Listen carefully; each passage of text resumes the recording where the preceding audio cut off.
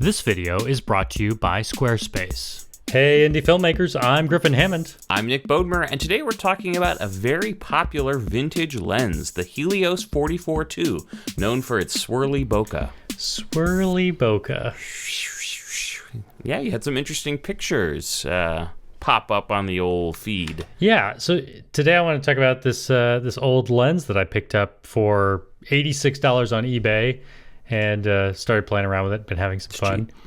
I would think that some members of our audience probably are familiar with this lens, the Helios 44-2, because it is a very popular lens. They've produced a lot of them in its lifetime, so they're easy to find on eBay. Yeah, I'm not familiar with them, just to start. I hadn't heard... maybe Helios sounds vaguely familiar in the back of my brain, but what is 44-2? Is it a 44mm f2, or is that totally unrelated? It's completely confusing because the 44-2 has nothing to do with the optics. It's a 58mm lens f2. Okay. And this is a lens that they started making back in the late 50s, I think. The first version, the 40, and they named all their lenses. This is a Russian-made lens, and the company, I think, pretty much just named them sequentially, like. Their 44th lens came after their 43rd lens. I see. That's certainly one way to do it. The 44-2 is that a few years later they made an update. So this is version 2 of the original Helios 44. And you can ignore all those numbers except that they're essentially a model name. It's really a 58mm lens. And what's the mount here? I assume you're going to have some kind of adapter to get with this thing on there. Yeah, this is a M42 mount, which this is the first lens I've ever purchased that was that type of mount. This is it's like a screw thread. So okay, so it's I bought a $13 adapter that gets me from this screw thread M42 mount to my L series mount. I'm putting this on my full frame S1, my Lumix S1 camera. Oh, it's a full frame lens. That's cool. It's a full frame lens, yeah. And no cropping or anything necessary? Yeah. Vignetting. That was the word I was searching desperately for in my brain that wouldn't pop in. It covers the whole sensor? It covers the whole sensor, which is crazy because, like, here, I'll hold up my full frame S1 with the Helios lens, and here's, like, my GH5 with and an 8 to 18mm lens. Probably a good one for me to show right now because the pictures that I took that we'll talk about, most of them were taken with this Helios lens, and then I also took some wide angle shots with this 8 to 18.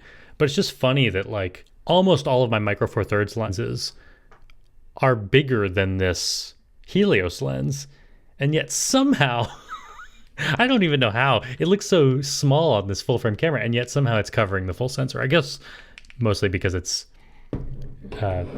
pretty short, and it also is a telephoto lens, or I mean it's kind of a mid range. It's a 58mm, so I suppose if it was wide angle it wouldn't be able to cover that sensor. Just a little tighter than the Nifty 50. Yeah, it definitely has a unique look to it. It kind of makes me feel weird. I don't know why. I look at it and I'm like, am I dizzy? Like, what's going on? Right. Well, yeah, it's kind of known for its, as you said, swirly bokeh effect, which pretty much is like edge distortion. I imagine, a shooting technique with this lens is to put your subject right in the middle of the frame. If I were to put Peter on the edges, he would probably get a little bit distorted. It's partially bokeh, I think, partially distortion. Yeah, for some reason, a lot of these pictures you took have like trees with no leaves behind them. And all the lines, it makes them look very, very strange. Yeah. I almost don't like it. You see, you would use it as a horror lens. Yeah, exactly. Well, by the way, they're very cute pictures of Peter, so good work there. I also shot this little video clip of him that he really liked watching. He's saying hop hop, he's a bunny. As one does. This is me breaking a lot of my filmmaking rules here because I'm shooting this at, I didn't put an ND filter on this lens. It's f2. I'm outside in the sun, so I'm probably at ISO 400, but my shutter speed was like 1/8,000th of a second for the photos. Sometimes you just got to do what you got to do, you know? Yeah. Which we'll talk about the shutter speed in a minute. That was helpful for shooting children. But for video, actually the video looks fine, but like I'm kind of a stickler for shutter speeds. You know, the 180 degree rule. I am very much breaking it here. Shooting you're 30 frames a second. 180 degree rule. Yeah. With a very fast shutter, yeah. So it looks a little choppy. A little staccato. Yeah, but still looks fun. So why you picked up this lens just on a lark, or you'd heard about it, or like what made you go grab it? Yeah, my photographer friend Peter Rossler uses it. If you're curious, you can look him up on Instagram. He's Shoot Me Peter, and sometimes I just call him Adult Peter to differentiate. One way to differentiate. Yeah, between my son.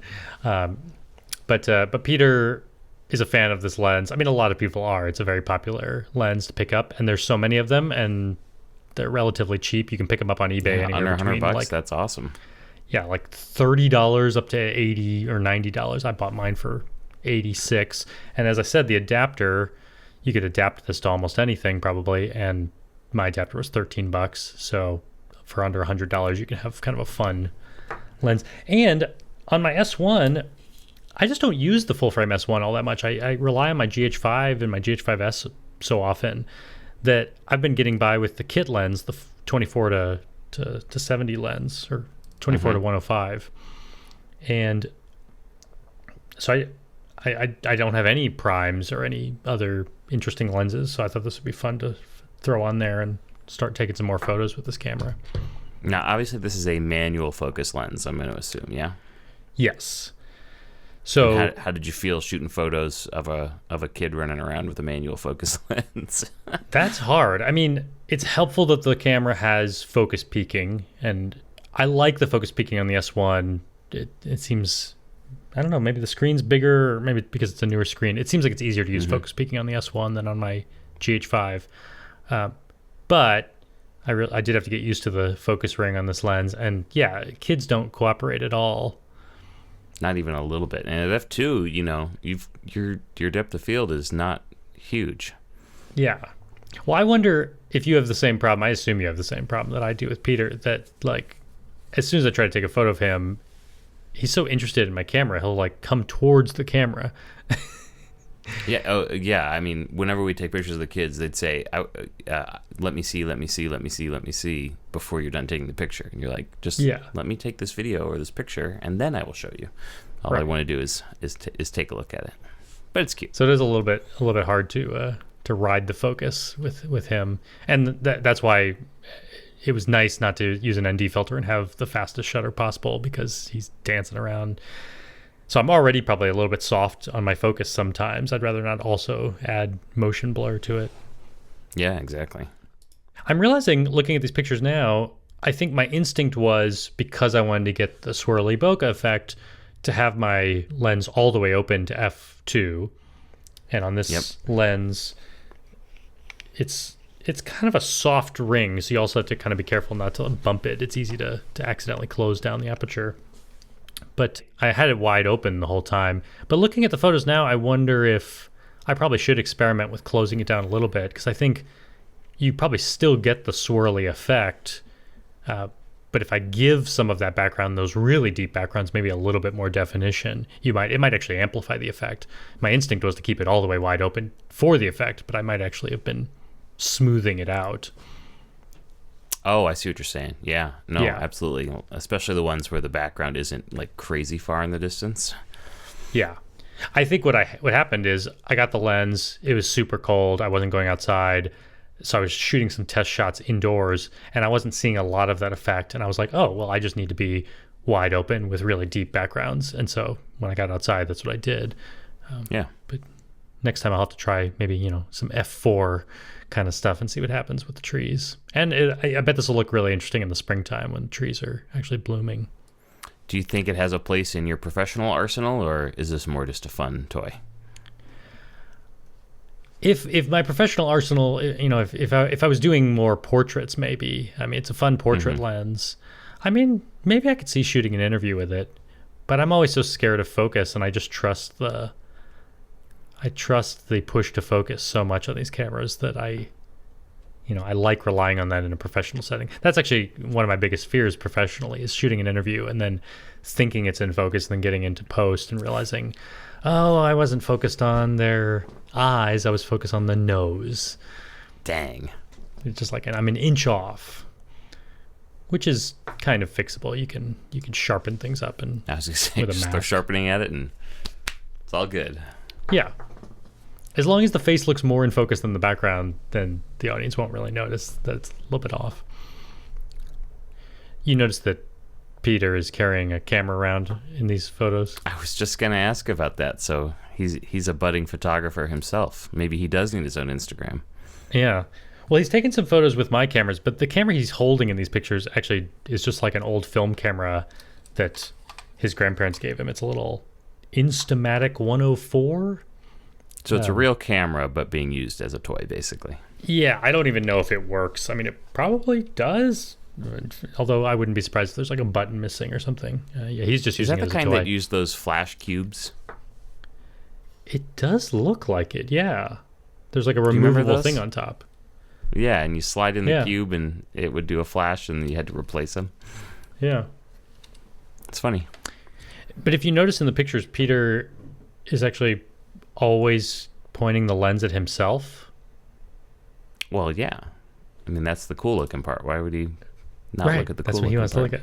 I even told him, like, I mean, he knows which side is the lens and he knows what the lens does, but I told him, like, you're pointing it the wrong way. And he would just say, like, other way. I want to take pictures other way. Now, when he was using your real camera, I assume he liked being able to see the screen where he could see what he's taking pictures of, yeah? Yeah, he uses a real camera correctly. I was trying to show him that on this little Instamatic, there's a little viewfinder on the back, and he can look through it. And he thinks that's really funny and interesting, but then he doesn't want to do it himself. But that's not how we're doing it. I love it. He's like, Dad, that's not how you play with my toy camera. I know how to play with it. Here's my pictures. You're going to take so many pictures? Yeah. Okay, you want to hold it yourself? Yeah. You're a little bit out of focus. I did learn that it is a knockoff lens. That there's a Zeiss Biotar lens, which is also a 58mm f2, also an M42 mount. And you can find those on eBay too. They run between like $80 and $250. But back in the 50s, the Helios was created just to be a knockoff. So it's not as nice, but I think there are more of them and they are cheaper. Yeah. And the Zeiss has the Swirly bokeh as well, or did that come about because of the knockoff nature of it? That I'm not entirely sure about. I would guess that the Zeiss lens does not have Swirly bokeh.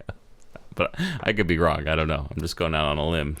That's a defect that people now enjoy. Okay, right now I'm trying to use my S1 with my vintage lens as a podcast shot, but I think the challenge will be getting the focus right remotely. I almost can't do it. Let's see, where's the right focus? We want to see you swirly. But yeah, I'm not getting any swirly bokeh inside my bedroom here. Dang it. What's the point? Huh? Well, good. I'm glad you're enjoying the lens. Definitely get a modern prime for that S1. I think you'll be pretty impressed with the portraiture you can do with a full frame indoors. Yeah. I guess I was curious, do you have other tips for... Have you found anything that works especially well for photographing your children when it comes to focus? I cheat often I will cheat my aperture to be a little closed down just to give me a little more wiggle room on focus. I think moving to the Sony was, trying to nail autofocus quickly was like the biggest driver. So they're the Sonys just have phenomenal autofocus. So that do you have that set to like a face detection mode or? In fact, eye detection, and it works incredibly well, which is great. Yeah.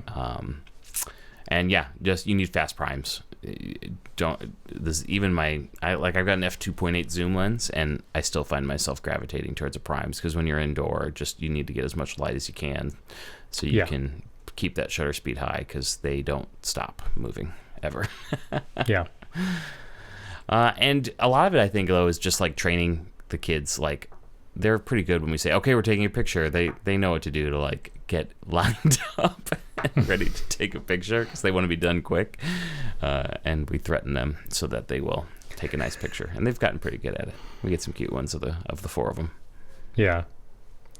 Yeah, this was like a little photo shoot that Peter and I just took out in the woods, and I could tell by the end of it he was getting a little bit sick of me, like saying, come on, like, let me take a picture. You know, in his mind, he's like, you already got one. What do you need another one for? Well, and he's so little, you know. Yeah. As they get older, they get, I guess, easier and more difficult in different ways, but... Yeah. But he likes looking at pictures. I'm going to be honest, I use my iPhone an awful lot because it's always there. It's so quick. It finds focus really fast, and the depth of field is, you know, deep enough that, I don't have to worry about out of focus usually, which is nice. Yeah. I know that's a boring answer, but I think probably 90% of my kids' photos are taken on the iPhone. Right, yeah. But the 10% I do take on the good camera are always really good pictures, so it's worthwhile. I need to take it out more. I've always got it set up for meetings and podcasts now. I never like take it downstairs to take pictures. Yeah. You just got to be like me. You need like 5 camera bodies. Yeah, exactly. And 15 USB microphones. Just spread them around the house. Constant audio surveillance. Yeah. I am finding that I have enough mics now that I can always make Peter happy, because half the time he comes up to my office here to interrupt me in the middle of the workday, he just wants to like talk on a microphone. It's like, oh, yeah, I have a microphone right here. You just want to talk to it? Can you say, hey, indie filmmakers? Hi, indie filmmakers. That's really good. Well, why don't we take a quick sponsor break, and when we get back, we will answer a question about how to record audio on the road, and I have an update about drone pilot testing. Hey Indie Filmmakers is brought to you by Squarespace. From websites and online stores to marketing tools and analytics, Squarespace is the all-in-one platform to build a beautiful online presence and run your filmmaking business. In all the time that we've been talking about Squarespace, I've never once mentioned that they have a 24/7 support team. You can email them anything you need help with, and there's always someone on call to help, whether it's e-commerce tools that you're curious about, or email marketing, or appointment scheduling, all the tools that are available to you on this all-in-one platform. If you need help, there's a team to help you, and they're available 24/7. Check out squarespace.com for a free trial, and when you're ready to launch, go to squarespace.com/Griffin to save 10% off your first purchase of a website or domain. So we got a tweet with a question. It says, been curious what you use on the road to boom a mic. Long been searching for a decent rollerboard suitcase packable option. Lightweight, collapsible, and easily repurposed as an extra light stand. No unitaskers. What do you do when you can't or won't check a bag? Deeply curious what your campaign trail hack was for sit-downs. Yeah, this is clearly a response to our last episode about the boom arm and mic placement. And I suppose my answer is a little bit disappointing because I don't have any sort of boom arm that I bring with me. To his point, I do have like a hack that I use when I'm on the campaign trail. I either do this, which is this is actually like, I think I have 4 different products here. I have a little teeny tabletop tripod sort of thing. This one's actually made by Tech. I have it mounted to part of a Pedco Ultra clamp. I've taken the clamp off, and I'm just using it kind of as a little articulating arm. I actually do have a longer articulating arm that I sometimes use. And then I have right now I'm using, let's see, this is my Asden, what is this part called? The shock mount for the microphone, for a shotgun microphone. And normally I would be using this with my Asden mic, but sometimes I put other mics on it. And right now I have my Audio-Technica boom mic that we were talking about last week, or last episode. I have that on the shock mount. But I could just throw this whole unit on a table just under frame and get nice audio of the people I'm interviewing. And that way you don't have to have a full boom arm that you pack. Yeah, I mean, I'm definitely not going to bring a boom arm because I am usually shooting by myself and I'm on the campaign trail. So I just need to find a way to mount a mic somewhere. And so the other thing I might do is, here I'm putting the clamp of the Pedco back on. My most used trick when I'm out in the world and I need good audio and I need it close to my subject's face is I'll just use the back of a chair. Like, put the chair wherever you need it and clamp the microphone right to the chair. And this potentially could work for a stand-up interview, you know, depending on the size of your subject and where you put the chair, or you could put this just out of frame with a sitting subject. I do that a lot. Now, when we shot Sriracha, I seem to remember I would run camera, and you would stand off to the side and hold the shotgun mic and talk to the person. So you kind of interview and hold the mic pointing at them at the same time, kind of just off frame. Am I remembering that properly, or am I making that up? You are, yeah. I mean, that's another thing. If I'm by myself, I can either do a stationary mic like that and man the camera, or I'll put the camera on a tripod and then I can just stand off to the side and hold the microphone myself. I usually only do that when I have a really tight lens like this. Because you need to get close enough. Right, yeah. Like this 58 millimeter that we were talking about today. That would be a good time for me to come stand 6 feet in front of the camera, and I'm still out of the shot, but I can hold the mic close to the subject. I mean, the goal is always just to get the mic close. However you want to do that, there's a million ways to do it. I mean, you could even have the subject hold their own mic. I have done that. I've had a subject like hold a wireless mic just out of frame if the shot's tight. Yeah. I guess for any of these, especially if someone's holding it, that's where I really want to be monitoring audio, because you know they'll be touching it to their chest, bumping or something. it. And, yeah. Usually, if it's, I mean, I'll still probably be monitoring. I want to make sure I'm capturing good audio. But if it's on a table and there's no cable dangling over someone's legs, I'm actually making that mistake right now. I have the XLR cable from my studio mic. At some point, it fell into my lap when I was getting up, and that's not a good place for a cable, because you probably bump it with your leg and could make some sounds on the mic. Would you recommend like taking a really nice boom mic and putting it right up against a wall, say, and recording audio that way?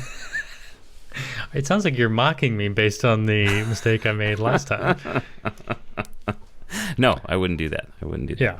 Just another good reason to be monitoring your audio, which I'm always bad at doing for myself, because it's hard to monitor your own voice, because your brain can barely handle the two inputs. Well, that's why, yeah, when most people are doing podcasts that are just audio, you know, they do wear headphones at that pipe, you know, their own sound back in. But, yeah, you know, we try and be cool here and hide the Are they headphones, listening to themselves, or are they listening to their, like, interview friend? You know, most people want to be able to monitor their audio. Apparently, as long as there's no lag, it doesn't bother people. That seems impossible it would for make my me crazy, but yeah, right, yeah. But I think that's Yeah. pretty standard.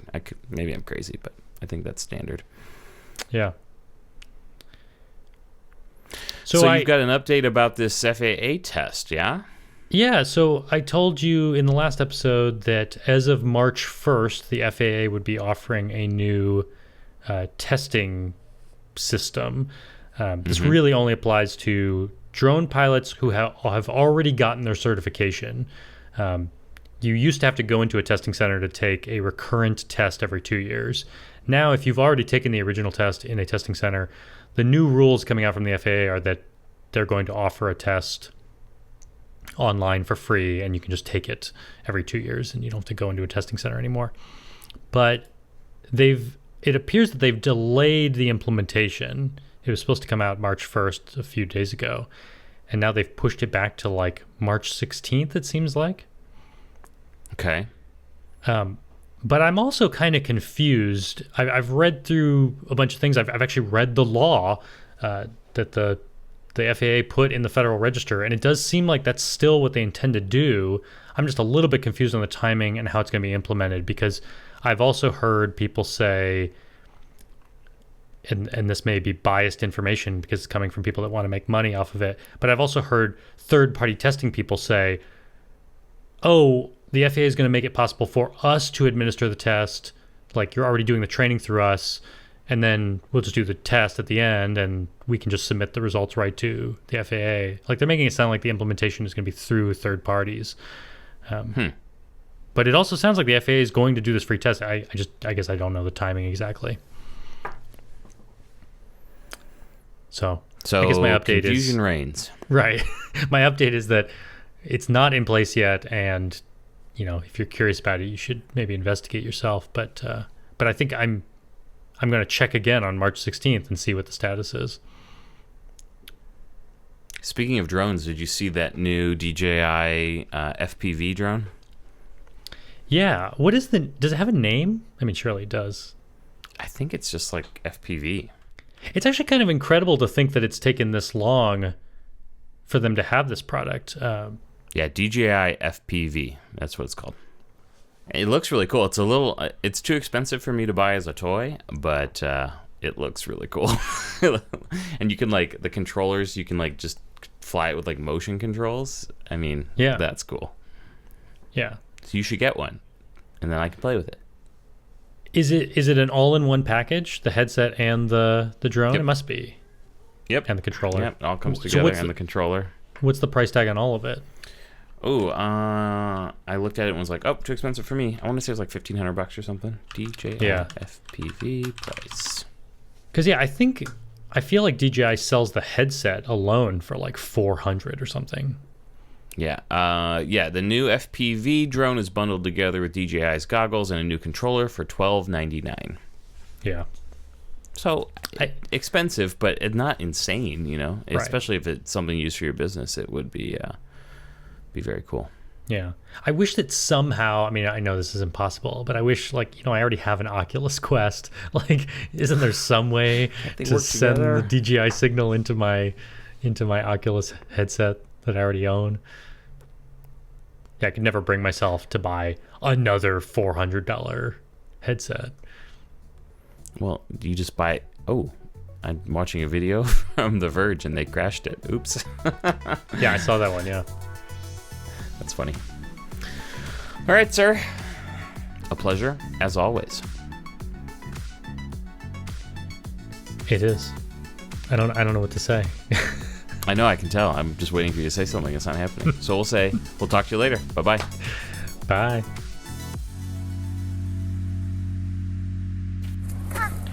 What do you like about that video? Hot Pops. You like that you're being a bunny? Yeah. Yeah? More videos. More video? Okay, do you want to watch this video one more time? Yeah.